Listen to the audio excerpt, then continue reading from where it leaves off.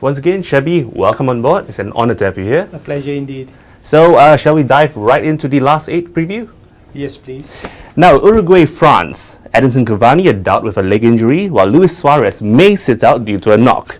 Now, what's going on here, and how will Uruguay cope with a rather young France squad with the likes of, Kylian Mbappe?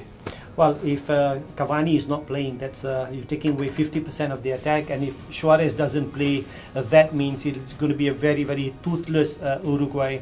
Having said that, I think the bigger miss is Cavani, because Christian Stuani, his replacement, is not quick, and we know Edinson Cavani's strength is his mobility, and that is going to be a big factor. So I'm hoping that Cavani recovers enough to play.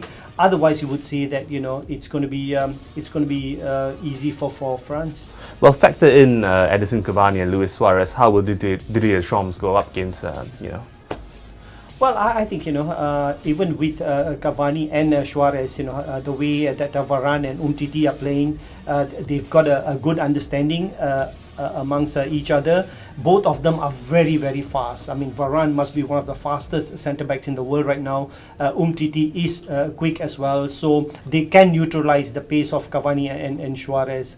So all in all, I would say there's a lot of advantages with France. What are we looking at here? Prediction, Shebby?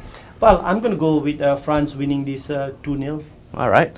Moving on to Brazil-Belgium. Now, Brazil-Belgium, they played each other 4 times, with the Seleção winning 3 times. Seems like Brazil has the edge. What do you reckon here? Well, and they still do. I think they have been the best team in the competition so far. They have got different players with different qualities, and they've got a very deep squad as well. For Belgium, they will really have to rethink their tactics. I thought they were very, very poor last time out.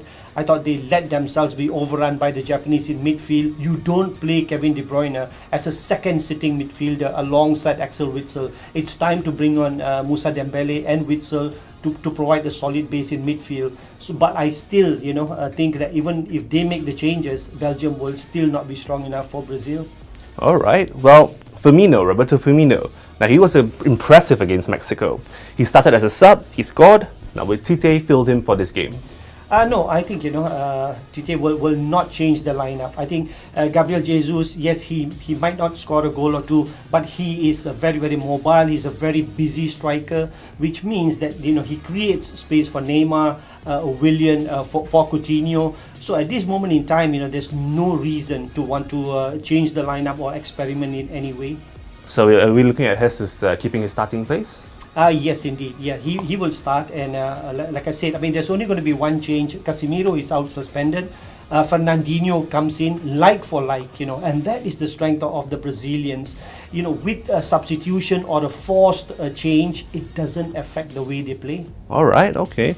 Well, Neymar, superstar he is. Superstar on the pitch, another role on the pitch perhaps?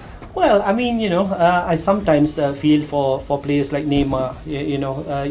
I know how it feels, to get a stud stuck into your shin or your ankle, or a knee into your thigh. So let's be rational here. Yes, Neymar does get hit about.